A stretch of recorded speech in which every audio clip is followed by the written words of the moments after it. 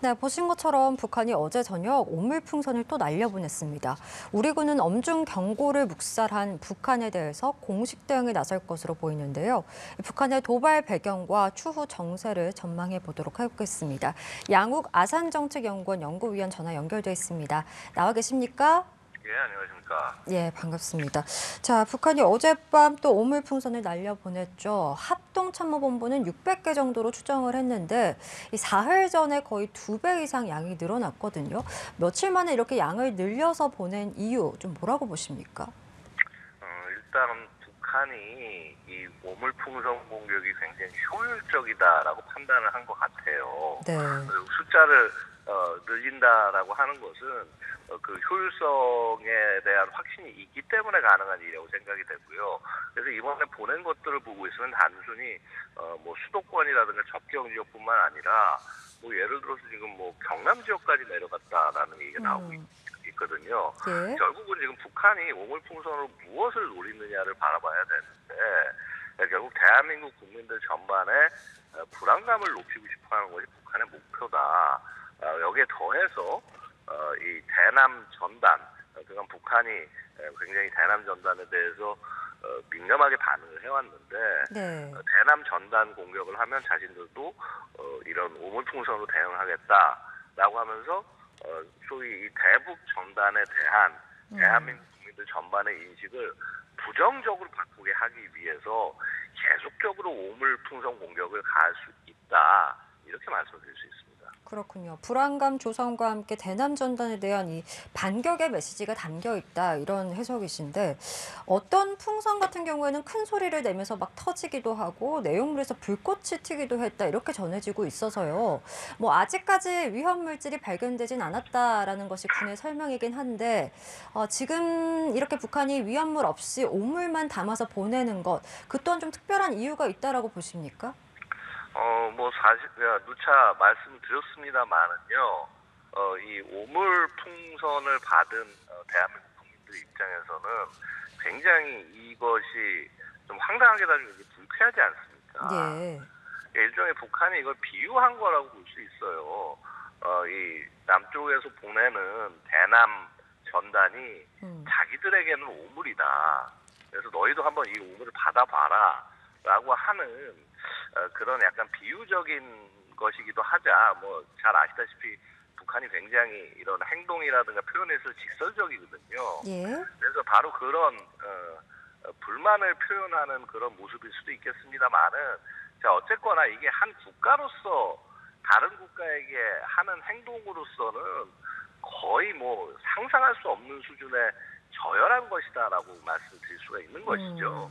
이게 결국 북한 정권이 갖는 이 습성, 뭐라고 그럴까, 성격을 전형적으로 보여주는 그런 모습이다라고 말씀드릴 수가 있습니다. 알겠습니다. 북한이 풍선을 한 번만 보낸 것이 아니라 사흘 만에 또 보냈기 때문에 지금 일각에서는 계속해서 이렇게 북한이 오물풍선 보내는 거 아니냐 이런 좀 걱정 섞인 우려의 목소리들이 많이 나오는 것 같은데 이에 대해서는 좀 어떻게 전망하고 계십니까?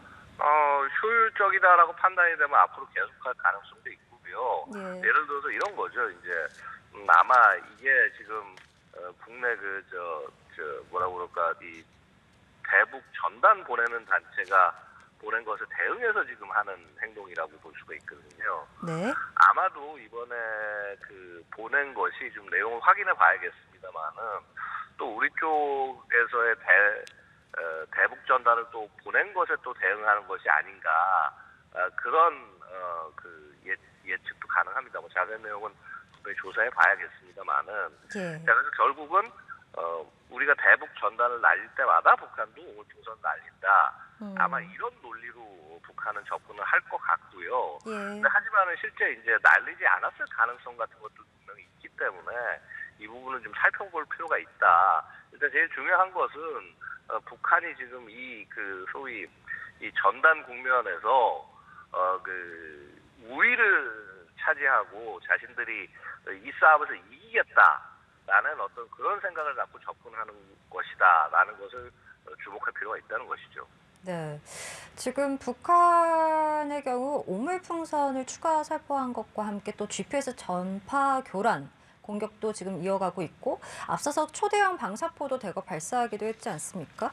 이렇게 좀 전보다 다각도로 도발에 나서는 것 아무래도 정찰위성 발사 실패 이후에 이런 행동이 집중되고 있어서 이게 관련성이 있는 것인가 그 부분도 궁금하거든요. 저는 사실 관련성이 있다고 바라보고 있습니다.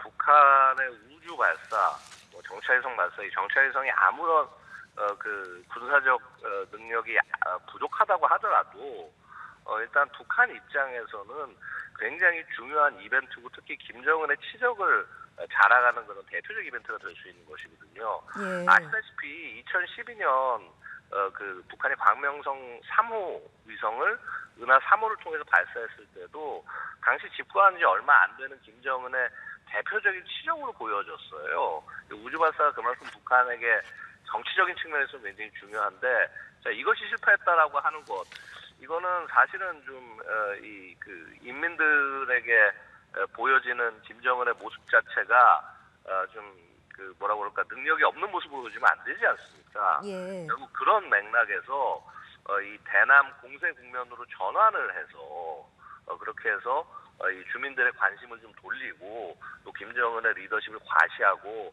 아마 그런 맥락의 행동이 아닌가 생각이 됩니다. 예.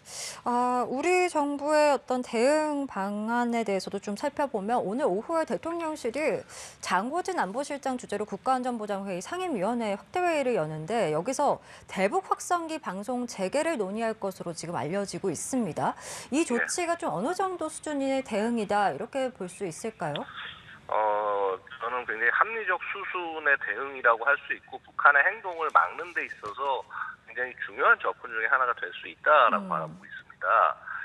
기본적으로 지금 북한이 사실 그 주민들이 거의 실제 볼 일도 없는 이 대북 전단 이거를 가지고 저렇게 굉장히 이상한 반응을 나오고 있는데 대북 확성기 방송은 사실 그것보다 어찌 보면 더욱 큰 상징성을 가질 수가 있는 문제거든요. 예. 그래서 이전에도 보면은 대북 확성기 방송 때 북한이 이제 포격 도발을 하고 그러다가 상황이 이제 최악이 되면서 이렇게 화해의 손길을 내보내기도 하고 이런 일들이 반복이 됐었습니다. 네. 결국은 그런 맥락에서 사실 중요한 것은 또 우리뿐만 아니라 한미 양국이 같이 손잡고 대응하는 것도 중요합니다만은 이런 확성기 이 방송 준비로 전환을 하면서 북한의 저런 행동들을 막는 것들을 지금 조심스럽게 준비를 해 나가야 될 때다라고 말씀드릴 수 있습니다. 네, 알겠습니다. 그 신원식 국방부 장관이 어제 아시아 안보회의 연설에서 이 오물풍선에 대해서 강하게 비판을 했는데 치졸하고 저급한 행위고 정전협정 위반이다 이렇게 언급을 했거든요. 북한의 이런 어떤 이른바 회색지대 전술, 도발 이에 대해서는 좀 어떻게 대응을 해 나가야 된다라고 보시는지도 궁금합니다. 사실 이제 회색지대의 분쟁에 관해서 말씀 주셨는데요. 예. 이 회색지대 분쟁이란 것은 그러니까 이런 겁니다. 평시와 전시를 이렇게 교전으로 구분을 합니다만은 평시와 전시 사이에도 실제 군사력 동원이 없이 양국이 치열하게 서로를 공격하는 것들을 회색지대 분쟁이라고 얘기를 하고요. 가장 대표적으로 예를 들어서 중국이 사드 문제를 가지고 우리나라의 그 경제적 공격을 가했을 때 이런 것들도 우리가 회색지대 분쟁이라고 부르거든요. 예. 사실 그렇다고 한다면 북한과 대한민국 사이에는 그 휴전 이후 계속 회색지대 분쟁이 계속되고 있다라는 것을 이해를 하셔야 됩니다. 예. 다만 이번에 북한의 이런 눈에 띄는 오물풍선 도발로 그것이 강조가 됐을 뿐이지 사실 우리는 북한과 계속 분쟁 중인 국가다라고 하는 것을 이번 사건이 여실히 보여준 것이다라고 다시 한번 말씀드리고 싶습니다. 알겠습니다. 김정은 국무위원장의 행보도 좀 보면 어제 노동당 중앙간부학교 개교식에 참석을 했더라고요. 이 행보는 좀 어떻게 해석하고 계시는지도 궁금합니다. 기본적으로 지금 김정은이 하려는 이런 행동들, 대남 오물풍선을 보내고 그다음에 이렇게 미사일 쏘고 이런 강경한 행동들 자체는 결국 주민들을 자신에게 집중시키기 위한 특히 어제 행보도 마찬가지고요. 일종의 국내 정치 행보라고 보셔야 돼요. 그럼 왜 북한이 국내 정치 행보에 이렇게 중점을 두고 움직이고 있느냐?